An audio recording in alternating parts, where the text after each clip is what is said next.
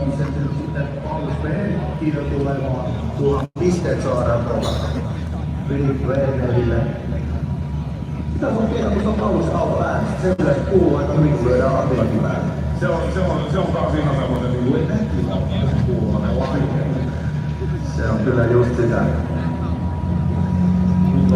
Kyllä tässä muutamilla ulkomaan vierailla kohta, kun ne saadaan tuossa loppupuolella ajamaan lajittelulistaa ajamaan, niin kyllä se on tässäkin. Ja tää on niin kuin mä muistan jo pari vuotta takana, kun Pro 2 ajoin, niin tää oli kilpailun näköinen oli jo silloin. Kyllä tää on kilpailun näköinen todellakin. On Rätinen ja Paapetta, mutta yleisöjen luvassa se on aivan varma. Kyllä. Philip Werner pisteen tekijä johonkin juttumaan, mutta tuomaristo ilmeisesti vielä käsittelee sitä juttua. Siellä varmaan nyt mietitään sitä lopun pyöräytystä, että lähdetäänkö sitä antamaan sitten niin sanotusti 0 pistettä, koska nyt jos ajatellaan se tilanne, että olisi ollut pari ajovaihe ja siellä tulee toinen auto takana, niin se on äärimmäisen vaarallinen temppu tehdä edessä. Ja tavallaan kun mennään tätä lajitteluvaihetta, eli ajetaan se optimaalinen lead-ajolinja. Kyllä. Ja silloinhan tuollainen pyöräytys ei ole millään tavalla suotavaa. Niinpä.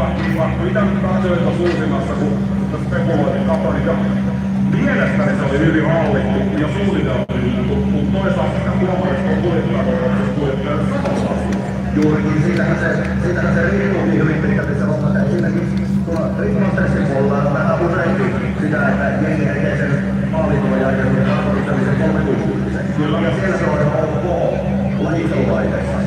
Kyllä sieltä pisteitä löydetään. 19 kappaletta Kulmasvallan TV:lle 28 linjasta.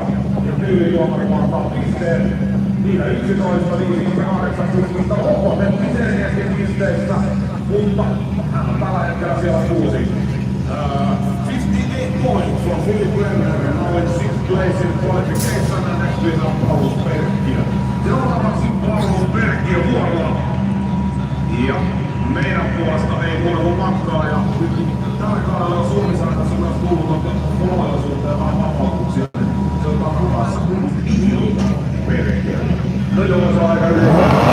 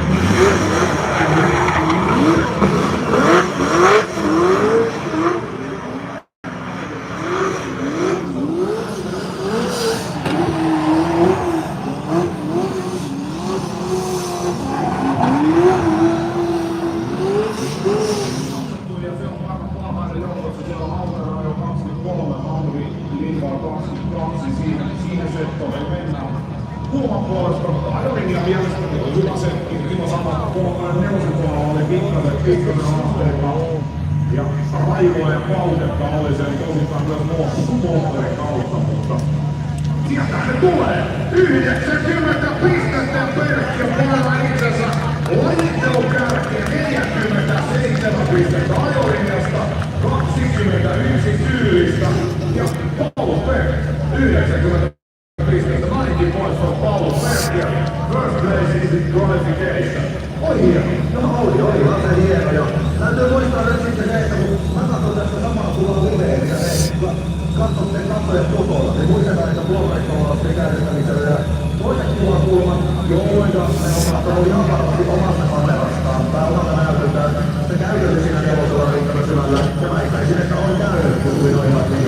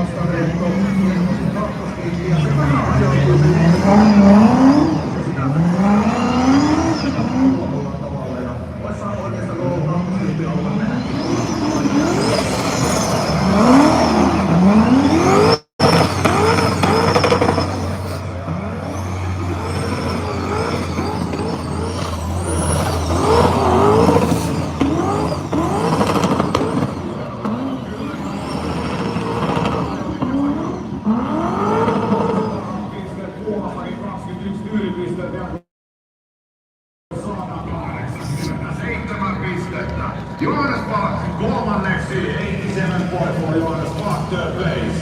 Perkki Auter, Fala Kambi, Lindvall, Kuusinen, Leemusvaara, Werner on 8 pistettä saanutta kuljettaja. Kun seuraavaksi sitten lähtövuoroon Eemi Härmä. Ja Eemi on auta enemmän tai vähemmän uudelleen rakentanut 3 liikkaa moottori, joka